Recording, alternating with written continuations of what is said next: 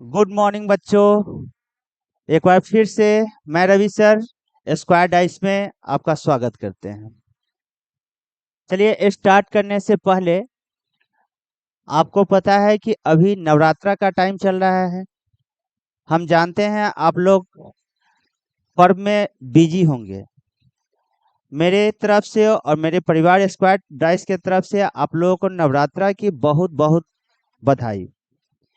साथ साथ बच्चों एक चीज ध्यान रखिएगा, अच्छी बात है आप नवरात्रा मना रहे हैं, बहुत अच्छी बात है, मनाइए। लेकिन ध्यान रखिए, आपका जो काम है, आपका जो अपना लक्ष्य है, उससे आपको विचलित नहीं होना है। आपको अपना टाइम शेड्यूल बनाना है, उसमें आपको पढ़ाई भी करना है, साथ साथ जो आप अपना काम कर रहे हैं वो करना है। क्योंकि आप जानते हैं जिंदगी संवारने को तो जिंदगी पड़ी है, वो लम्हा संभाल लो जहां जिंदगी खड़ी है।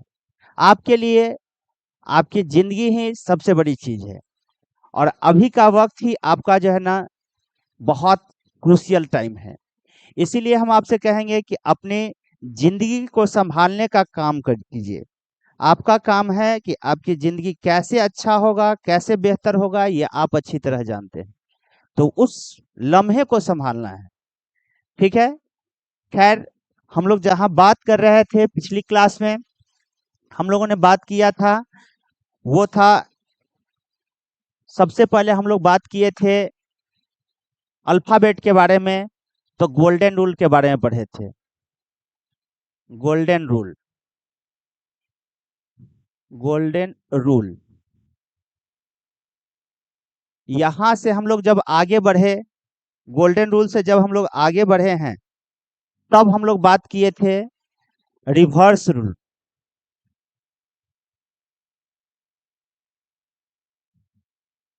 और रिवर्स रूल से जब हम लोग आगे बढ़े थे, तब बात किए थे मिडवे के बारे में। मिडवे।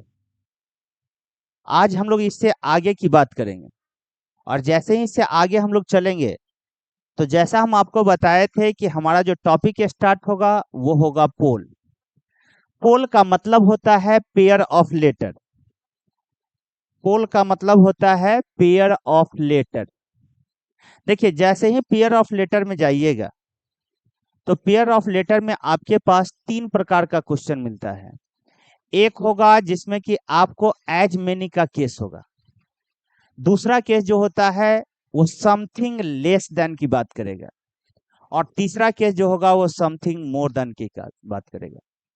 आप लोग एग्जाम देते हैं, मोस्ट प्रोबेबिलिटी आपके सामने चांस रहता है कि एज मेनी का केस ही आपको देखने को मिलता है।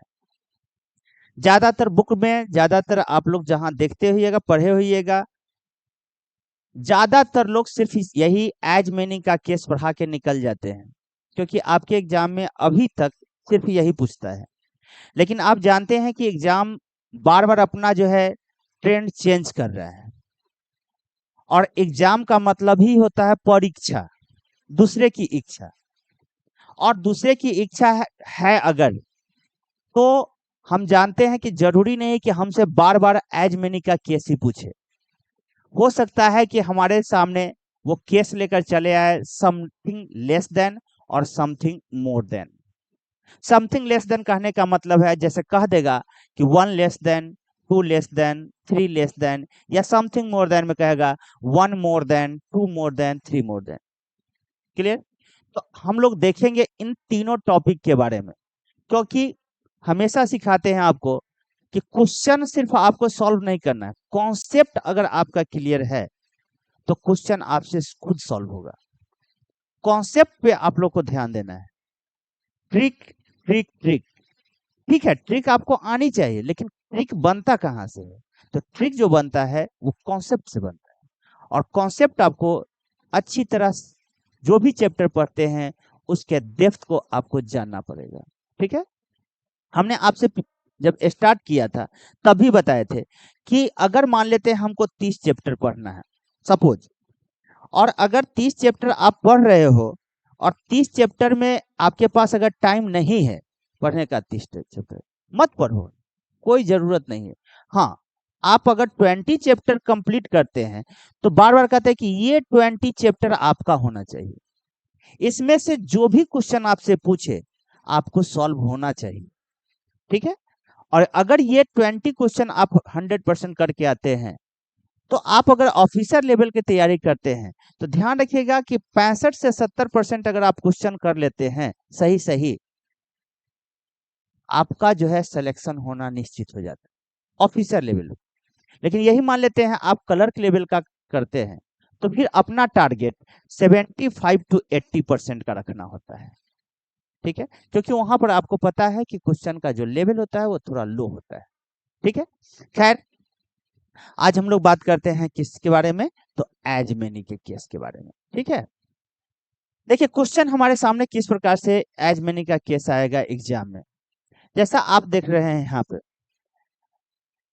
एज मेनी का केस लिखा रहेगा कि हाउ मेनी, यहाँ ध्यान से समझिएगा आपके सामने कि how many pairs of letter in the word examination which has as many letters, यही बात आपको कह रहा था कि as many letters which has as many letters between them as in English alphabet. कहने का तात्पर्य है कि इसमें क्या कहना हमसे चाह रहा है कि अंग्रेजी वर्णमाला में एग्जामिनेशन शब्द के बीच ऐसे कितने लेटर हैं जिनके बीच उतना ही लेटर होना चाहिए जितना इंग्लिश अल्फाबेट में होता है।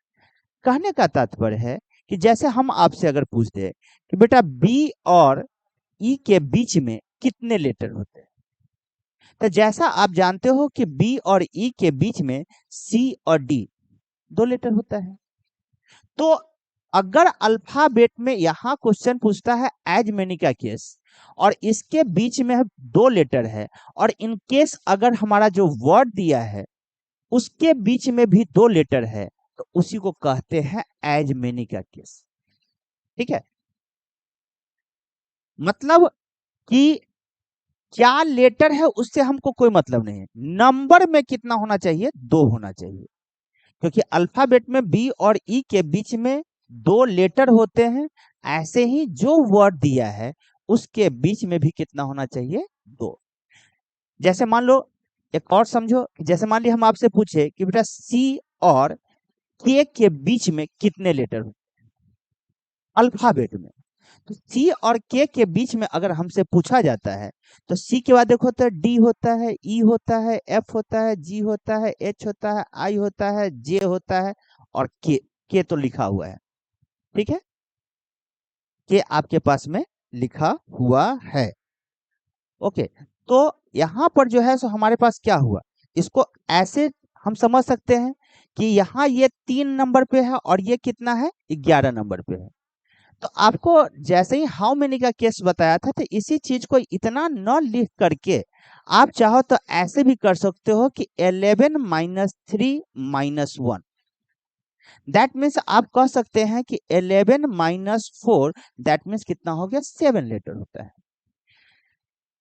ये कहने का मतलब था कि जैसा हम लोगों ने अभी देखा कि C D E F G H I J K, इनके बीच में अगर देखे तो 3 3 6 और 1 7, यही 7 लेटर है। और जैसे ही 7 लेटर है, सी और के बीच में 7 लेटर है और अगर जो वर्ड दिया है उसके बीच में भी अगर सी और के का चर्चा किया है और उसमें भी अगर 7 लेटर है तो उसको कहेंगे हम एज मेनी का केस। देखो इसको बनाने का 2 तरीका है, एक तरीका है कि लेटर बाय लेटर काउंट करेंगे, तात्पर्य कि लेटर बाय लेटर का कहने का मतलब है कि जैसे लिखा हुआ है EXAMINATION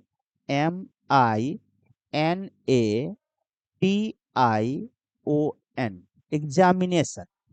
अब आप क्या करोगे, यहां लिखा हुआ आपके सामने क्या है, ई लिखा हुआ है, अब ई से पढ़ना स्टार्ट करो।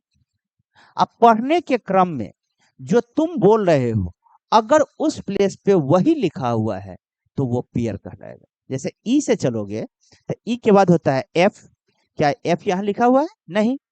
एफ के बाद जी नहीं है, जी के बाद एच नहीं है, एच के बाद लेकिन यहाँ देखो आई है, तो ई और आई के बीच में क्या हो जाएगा? एक पेयर बन जाएगा।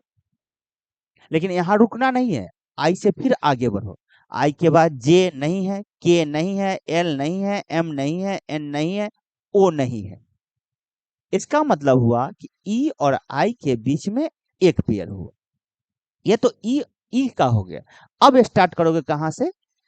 अब आप जो स्टार्ट करोगे वो कहा? एक्स से स्टार्ट करोगे, सॉरी। अब आप स्टार्ट करोगे एक्स से। एक्स के बाद वाई नहीं है, जेड, ए, फिर यहाँ क्या लिखा हुआ है? एक्स। एक्स से स्टार्ट करो तो वाई, जेड। अब जेड के बाद ए बी सी डी नहीं पढ़ना है, क्योंकि आपको हम बताए थे कि अल्फाबेट में ए से पहले कोई लेटर काउंट नहीं होता है और जेड के बाद कोई लेटर काउंट नहीं होता है, जब तक कि वो साइक्लिक न कहे। ठीक है, यहाँ कोई साइक्लिक वर्ड का इस्तेमाल नहीं किया गया है, इसीलिए जैसे ही जेड आएगा, जिस टर्म से हम स्टार्ट किए हैं उसका टर्म खत्म हो जाएगा। एक्स से स्टार्ट किए, एक्स के बाद वाई नहीं है, जेड नहीं है, जेड के बाद हमको एबीसीडी नहीं पढ़ना है, मतलब एक्स से यहाँ पर कोई भी पेयर नहीं है। ऐसे ही स्टार्ट करेंगे कहां से? अब ए से। ए से स्टार्ट करेंगे, B C D E F G H I नहीं है। अब स्टार्ट करेंगे एम से, N O P Q R S T नहीं है। अब आपको स्टार्ट कहां से करना है? आई से। लेकिन ध्यान रखना, अगर एज मेनी का केस है और ई और आई का अगर पेयर था और ई से आगे नहीं है, तो आई से भी आगे नहीं होगा। अगर चेक करोगे तो टाइम वेस्ट करोगे। मन है तो चेक करके देखो, आई के बाद J K L M N ओ नहीं है। ऐसे ही अब स्टार्ट करोगे कहा? एन से। O P Q R S नहीं है, ए से नहीं देख रहे हो, टी से नहीं देख रहे हो, आई से नहीं है, ओ से नहीं। तो जैसे आप इधर से गए थे लेफ्ट साइड से, आपको रिटर्न आना होगा राइट साइड से भी। अब जैसे ही राइट से आओगे, लेकिन काउंटिंग एबीसीडी के अनुसार से ही करना है। एन के बाद आप क्या कहोगे? एन के बाद सर ओ दिखाई दे रहा है, क्लियर?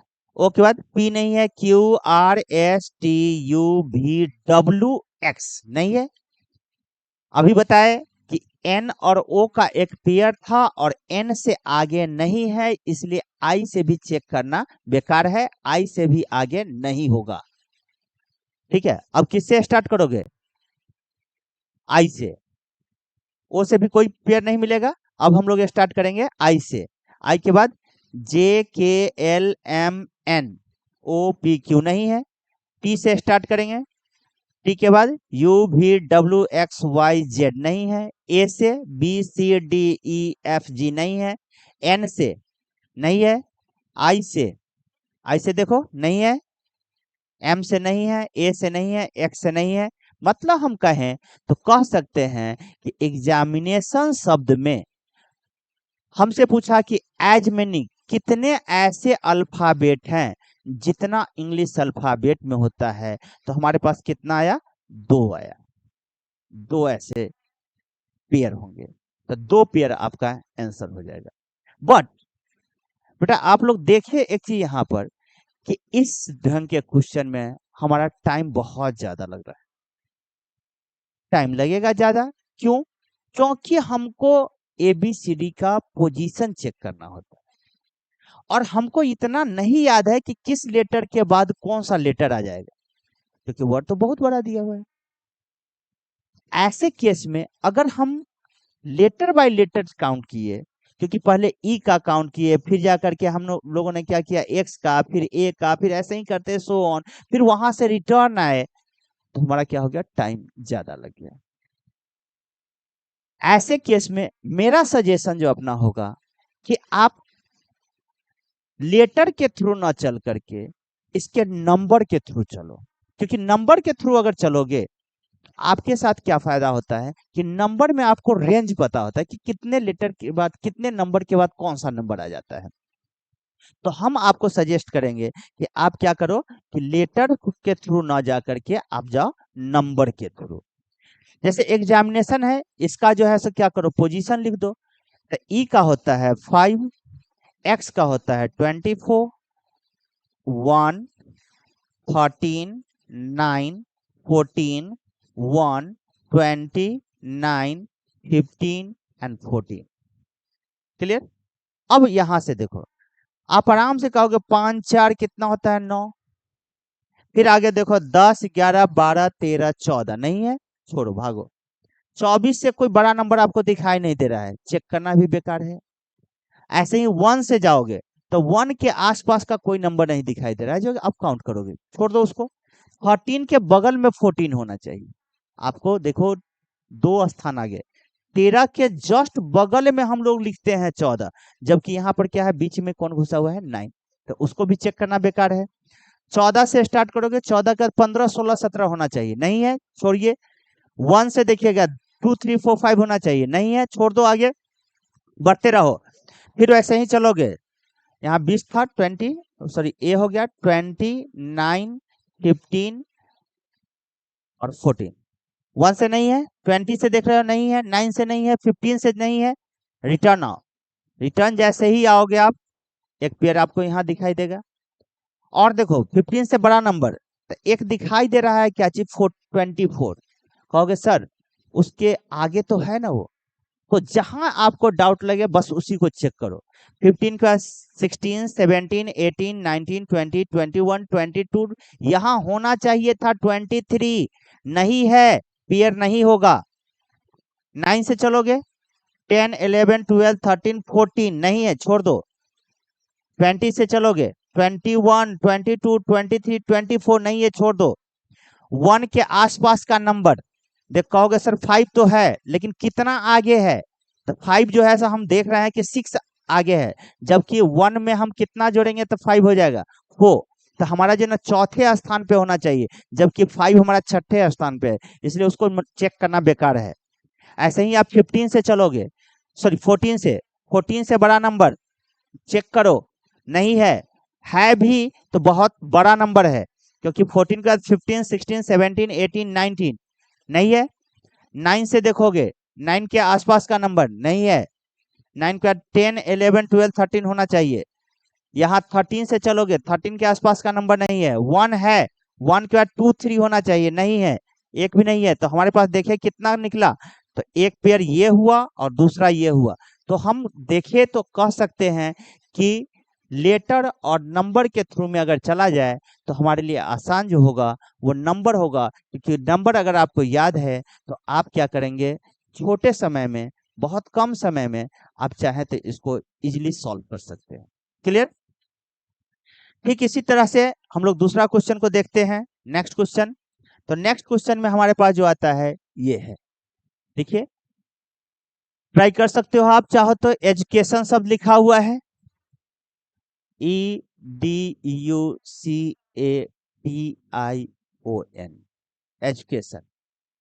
यहां भी देखो तो क्या लिखा हुआ है, एजुकेशन शब्द में ऐसे कितने लेटर हैं जिनके बीच, यहां भी ध्यान से देखो, एज मेनी लेटर्स शब्द का इस्तेमाल किया है, एज मेनी लेटर्स, उतना ही लेटर होना चाहिए, बिटवीन, बीच में, as in English alphabet, alphabet में जितना होता है उतना ही लेटर होना चाहिए, किसमें, एजुकेशन में। एजुकेशन वर्ड के जो लेटर का कहा है, यहाँ आपका इसका कहना था कि अंग्रेजी वर्णमाला में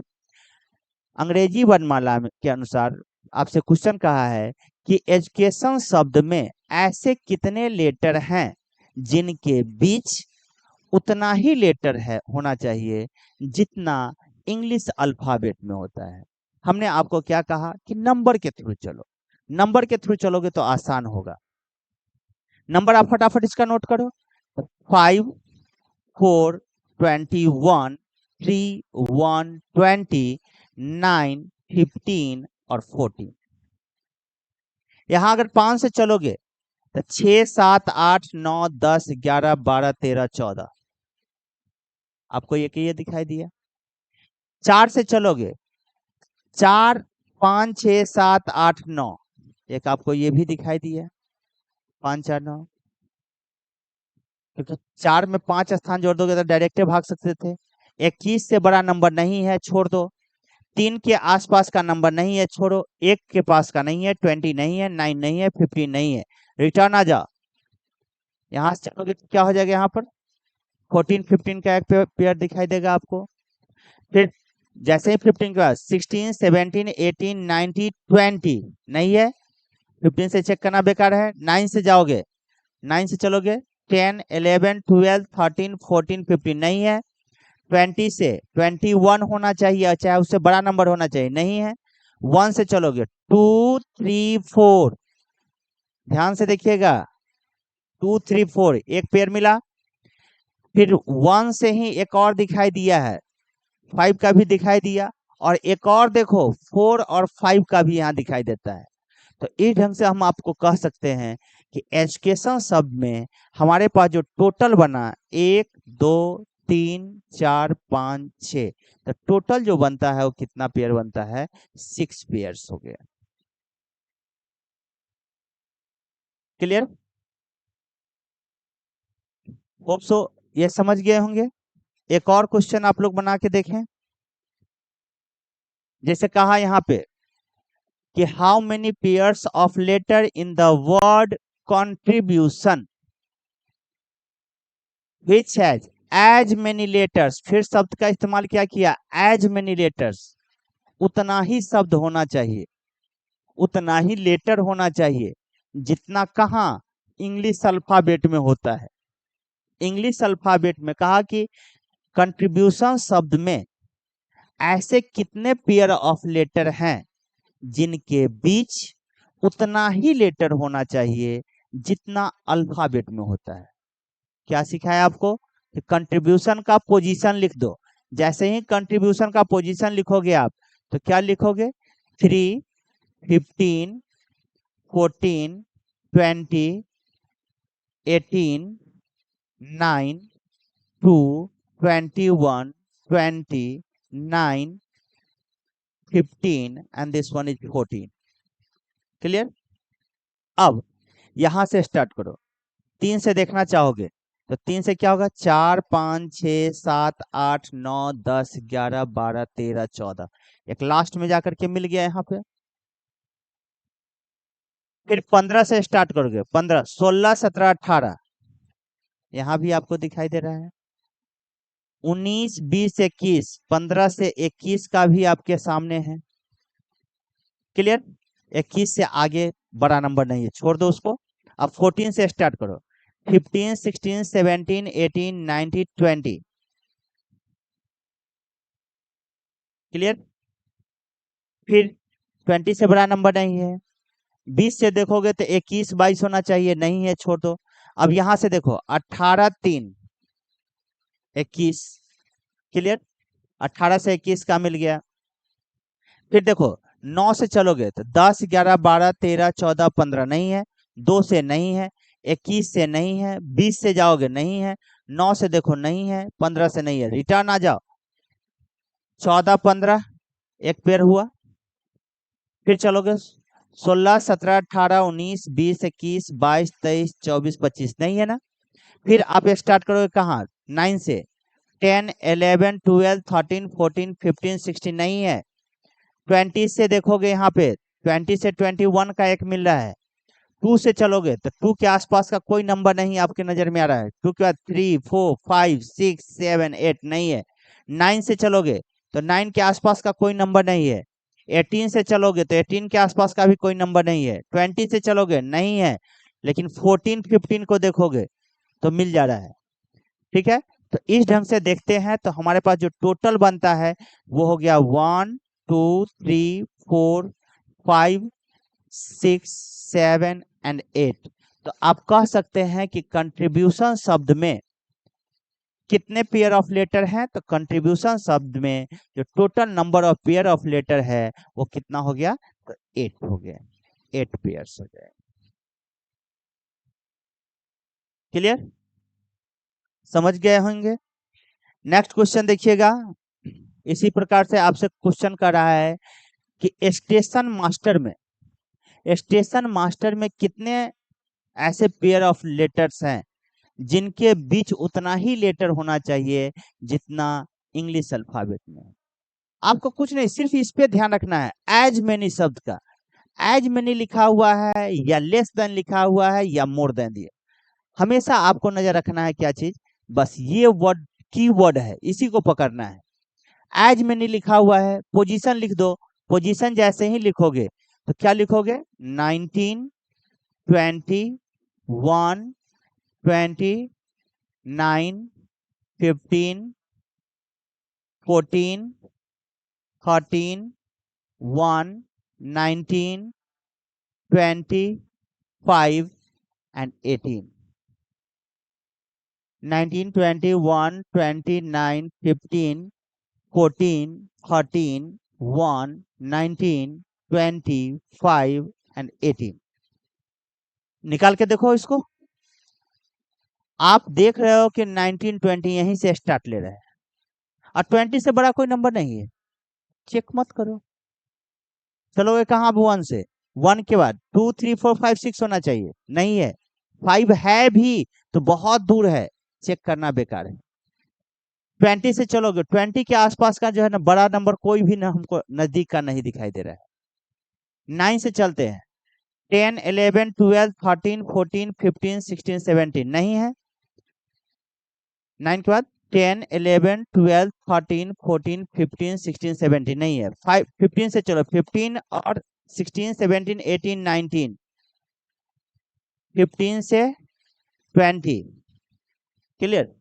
14 से चलोगे, 15, 16, 17, 18, 19, 20 नहीं है। 13 से चलो, 13 से 14, 15, 16, 17, 18, 1 से नहीं है। 19, 20 का एक दिखाई दे रहा है, क्लियर। तो लेफ्ट साइड से हमारे पास जो बना कितना है, 1, 2, 3, 4, 5। अब हमको कहां से देखना है, राइट साइड से।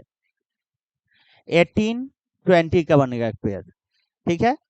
फिर आप चलते हो, 20 से बड़ा नंबर नहीं है। 5 का 6, 7, 8, 9, 10, 11, 12, 13, 14, 15 नहीं है।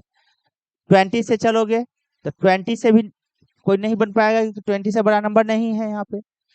19 से देखोगे तो 19 के बाद 20, 21, 22, 23 होना चाहिए, नहीं है। 1 से देखोगे नहीं है, उससे बड़ा कोई नंबर आसपास का। 14 का चेक करो, 13, 14, 13, 15, ऐसे ही आप यहाँ देख रहे हो क्या चीज, 14, 15 का एक पेयर बनता है। फिर 9 से जाओगे नहीं है, 20 से जाओगे नहीं है, 1 से जाओगे नहीं है, 20 से नहीं है। टोटल इस ढंग से हम देखें तो टोटल पेयर हमारा जो बना कितना बना, 1, 2, 3, 4, 5, 6, 7, 8, 9। मतलब हम कहें तो कह सकते हैं कि स्टेशन मास्टर में हमारा जो टोटल पेयर ऑफ लेटर्स बना वो कितना बना, टोटल पेयर्स ऑफ लेटर हुआ वो हो गया कितना, 9 पेयर ऑफ लेटर्स। क्लियर, समझ में आ गया होगा कि हमारे पास में कैसे इसको सॉल्व करना है। और हमारे लिए जो है ना इजी क्या होगा, हमारे लिए जो इजी होगा वो नंबर के थ्रू चलना, ना कि लेटर के थ्रू, क्योंकि नंबर के थ्रू जैसे ही जाते हो तो अब यहाँ हमको दिखाई दिया था 20, हमारा कोशिश होगा कि 20 से एबव क्वेश्चन नंबर आना चाहिए और 20 से एबव कोई नंबर था नहीं, इसलिए हम उसको चेक नहीं किए। जबकि अल्फाबेट में क्या होता है, हमको पोजीशन नहीं याद है, किस लेटर के बाद कौन सा लेटर आता है ये हमको नहीं याद है, इसलिए हम लोग क्या करते हैं, उसको पूरे को काउंट करते हैं। नंबर में रेंज देख करके भाग सकते हो। अब जैसे यहाँ 1 आया था तो 1 के आसपास का बड़ा नंबर चाहिए था, तो 1 के आसपास का कोई बड़ा नंबर हमको दिखाई नहीं दिया। कहोगे सर 9 तो दिखाई दिया, लेकिन बेटा आपको पता है 1 के 8 प्लेस आगे 9 होता है, बगल में 9 नहीं ना होता है, 8 प्लेस आगे होना चाहिए था, जबकि 9 आपके बगल में लिखा हुआ है। अब चलोगे यहाँ 20, 20 से बड़ा कोई नंबर नहीं दिखाई दिया था। यहाँ पर चलोगे फिर आया 9, 9 के आसपास का नंबर है लेकिन बहुत, 9 के बाद होता है 10, 11, 12, 13 क्या अगर बात करते हैं तो 13 हमारा जो होता है कितना, 9 में 4 प्लेस आगे होगा, जबकि ये 13 जो है 9 के 3 प्लेस आगे है, हमको दिखना है 4 प्लेस आगे। कुछ नहीं अगर दिमाग में काम करता है, अगर दिमाग में कुछ भी नहीं जा रहा है, सर कैसे 4, 4 कर रहे हैं, 5 कर रहे हैं, आप सीधा सा एकदम काम करना, यहाँ जो भी नंबर से स्टार्ट करते हो, जिससे भी स्टार्ट करते हैं उसको सिर्फ उससे आगे पढ़ते जाओ, इंक्रीजिंग ऑर्डर में पढ़ते जाओ, और पढ़ने के क्रम में जो तुम बोल रहे हो वही अगर उस प्लेस पे लिखा हुआ है तुम्हारा वो पेयर कहलाएगा। जैसे तुमने कहा क्या किया, 19 लिया, 19 के बाद कहते हो 20, तो देखते हो जस्ट बगल में आ गया 20, तो एक पेयर हो गया। फिर आता है 21, 22, 23, 24 जो लिखा ही नहीं हुआ है आगे, तो इसलिए क्यों आगे चेक कर रहे हो? क्लियर? 1 है लिखा हुआ, तो 1 से स्टार्ट करोगे तो यहाँ 1 के बाद होता है 2, जस्ट बगल में 2 होता है, नहीं है। 3 नहीं है, 4 नहीं है, 5 नहीं है, 6 नहीं है, 7 नहीं है, 8 नहीं, 9 नहीं, 10 नहीं, 11 नहीं है। इसका मतलब 2 जो है, सॉरी 1 जो है कोई पेयर नहीं बना रहा है लेफ्ट साइड से। 20 के साथ चलेंगे तो 20 के बाद 21, 22, 23 होता है। क्यों चेक कर रहे हो? 20 से एबव तो कोई नंबर ही नहीं है लिखा हुआ है, ठीक है। 9 देख रहे हो यहाँ पे है, 9 के आसपास का नंबर है तो 10, 11, 12, 13, 14, 15, 16, 17 होना चाहिए, नहीं है, चेक मत करो। क्लियर? तो होप सो आपको समझ में आ गया होगा पेयर ऑफ लेटर की कहानी, ठीक है।